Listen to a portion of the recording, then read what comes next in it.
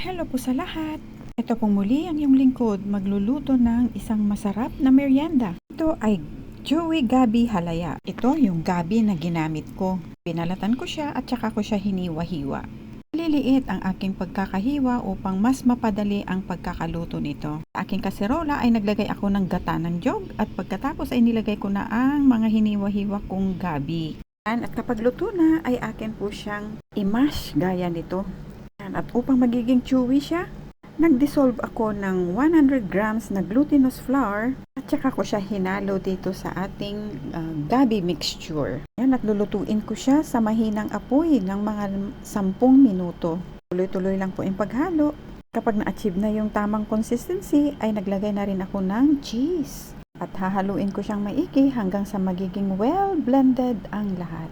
Pagkatapos ay i-transfer ko na siya sa isang lalagyan. Yan, yung container na aking ginamit dito ay pinahiran ko muna siya ng kaunting butter. Pag sa gayon ay hindi dumikit ang ating mixture sa lalagyan. Yan, ganyan lamang po siya kadali. Yan, at kapag na-flatten na sa ibabaw ay maglalagay pa din ako ng another cheese sa ibabaw niya bilang toppings. Yan. Ito ay pwedeng gamitin as palaman sa tinapay or pwedeng kainin na ganyan na lamang. Yan, at ito ready na ang ating chewy gabi halaya.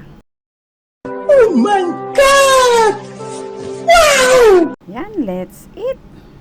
Maraming salamat! Kita-kits ulit sa next video.